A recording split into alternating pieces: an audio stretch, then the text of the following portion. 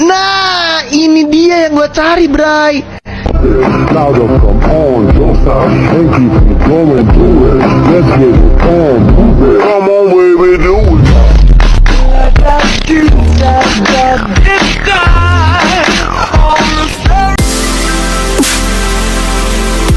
Assalamualaikum warahmatullahi wabarakatuh. Perkenalkan, nama saya Khairul Yakin Arhab. Di sini saya akan menjelaskan tentang pengertian hukum negara. Negara hukum adalah negara yang menjunjung tinggi menegakkan hukum dan hak asasi manusia atau disebut HAM. Hal ini dikarenakan hukum dan HAM saling berkaitan satu sama yang lainnya. Hukum merupakan wadah yang mengatur segala mengenai perlindungan terhadap HAM. Indonesia menjunjung tinggi prinsip kesederajatan bagi setiap orang di hadapan hukum. Sehubungan dengan prinsip tersebut, dalam pasal 28D ayat 1 Undang-Undang Dasar 1945 diatur tentang hak setiap orang atas pengakuan, jaminan, perlindungan, dan kepastian hukum yang adil serta perlakukan yang sama di hadapan hukum. Yang berdasarkan asas di atas ialah hukum acara pidana Indonesia mengharuskan pemerintah untuk memberikan hak perlindungan dan perilaku yang sama di hadapan hukum. Pemenuhan hak tersebut dalam hal ini diwakilkan oleh aparat penegak hukum serta aparat penegak hukum di Indonesia, khususnya pihak kepolisian. Mereka memiliki tugas memelihara keamanan dan ketertiban masyarakat serta berkewajiban untuk menghormati, melindungi, dan menegakkan hak asasi manusia.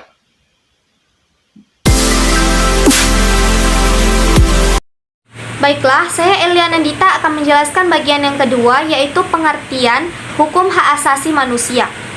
Hak asasi manusia biasa disingkat dengan HAM, yang berarti bahwa seperangkat hak yang melekat pada hakikat dan keberadaan manusia sebagai makhluk Tuhan Yang Maha Esa, dan merupakan anugerah dari Tuhan Yang Maha Esa yang wajib untuk dihormati, dijunjung tinggi, dan juga dilindungi oleh pemerintah, negara, dan juga hukum, serta setiap orang demi kehormatan serta perlindungan harkat dan martabat manusia. Nah, Indonesia sebagai anggota dari Perserikatan Bangsa-Bangsa yang mengemban tanggung jawab moral dan hukum untuk menjunjung tinggi dan melaksanakan Deklarasi Universal tentang Hak Asasi Manusia yang telah ditetapkan oleh PBB, serta berbagai instrumen internasional lainnya mengenai hak asasi manusia yang telah diterima oleh negara Republik Indonesia. Dan terlepas dari HAM yang sifatnya itu universal, maka pada penerapannya itu kita harus memperhitungkan budaya dan tradisi masyarakat setempat, serta mengetahui bagaimana faktor ekonomi dan tingkat kesejahteraan masyarakat itu dapat diangkat sebagai pemeran penting yang pada akhirnya itu dapat menentukan kualitas penegakan HAM di suatu negara. Dalam arti kata, semakin bagus kualitas kesejahteraan di suatu negara, maka semakin tinggi pula kemampuannya untuk memajukan perlindungan terhadap HAM. Sesuai dengan Deklarasi Universal Hak Asasi Manusia, cita-cita manusia yang bebas itu yaitu untuk menikmati kebebasan dari rasa takut dan kekurangan yang hanya dapat dicapai apabila diciptakan yang dimana kondisi setiap orang itu dapat menikmati baik hak-hak ekonomi, sosial, dan juga budayanya maupun hak sipil dan juga hak politiknya. Nah, pelanggaran terhadap hak ekonomi, sosial, dan juga budaya itu merupakan suatu masalah negara yang sulit untuk dipecahkan. Namun berbeda dengan pelanggaran hak sipil dan juga hak politik yang dimana dia telah memiliki mekanisme yang memadai. Berbeda dengan hak ekonomi, sosial, dan budaya, dia belum memiliki mekanisme dalam menangani pelanggaran tersebut. Undang-Undang Dasar 1945 itu menjelaskan secara tegas bahwa negara Indonesia itu berdasarkan atas negara hukum, tidak berdasarkan atas kekuasaan belaka.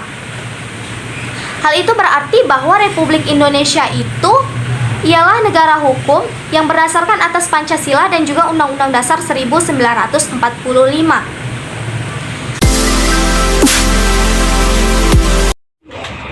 Baiklah, perkenalkan nama saya Dinda Kurota Limbong.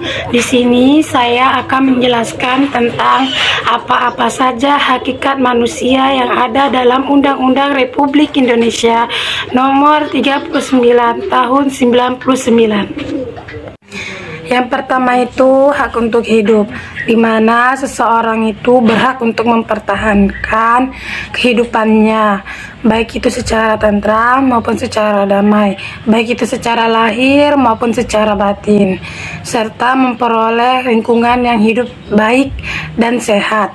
Yang kedua itu hak untuk berkeluarga, di mana seseorang itu berhak untuk berkeluarga dan melanjutkan keturunannya melalui proses perkawinan baik secara sah maupun atas kehendaknya sendiri. Yang ketiga itu hak mengembangkan diri, di mana seseorang itu berhak untuk memperjuangkan hak mengembangkan dirinya secara pribadi maupun untuk membangun masyarakat, bangsa, dan negaranya.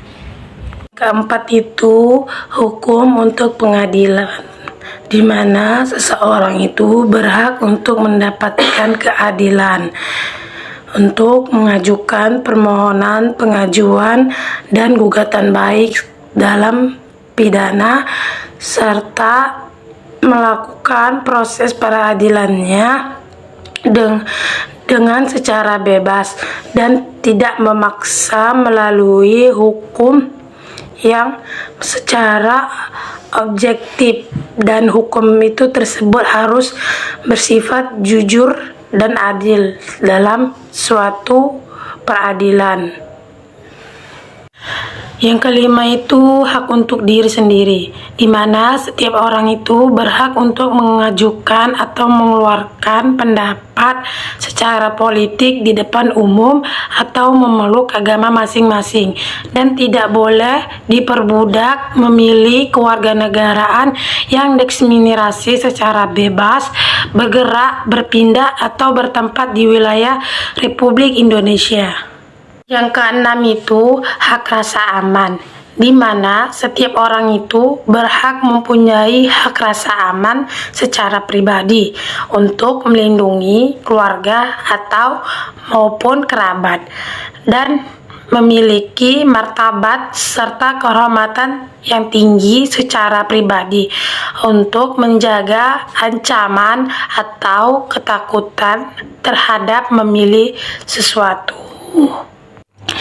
Yang ketujuh itu hak kesejahteraan, di mana setiap orang itu berhak untuk mendapatkan hak kesejahteraan secara pribadi maupun sama-sama dengan orang lain, yaitu membangun secara pribadinya atau dengan membangun masyarakat tidak melanggar secara hukum, dan mendapatkan jaminan kesejahteraan sosial dan mendapatkan pekerjaan yang lebih baik untuk memperjuangkan kehidupannya.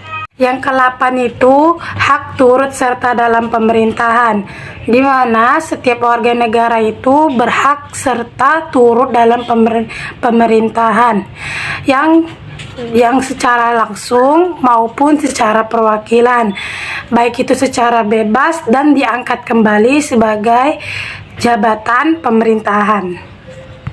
Yang ke-9 itu hak sebagai wanita untuk wanita, di mana setiap wanita itu berhak mendapatkan profesi atau pekerjaan dan pendidikan yang sesuai dalam persyaratan yang ada dalam undang-undang, sehingga dapat dilindungi untuk khusus bagi pekerjaan, sehingga setiap wanita itu tidak merasakan adanya ancaman yang baik keselamatan maupun kesehatannya. Yang ke-10 itu hak anak setiap anak, di mana setiap anak ini memiliki perlindungan yang dilindungi oleh orang tuanya, masyarakat maupun negaranya, sehingga anak ini mempunyai pengajaran dan pendidikan yang baik, sehingga tidak ada rasa dirampasnya secara bebas untuk melawan hukum.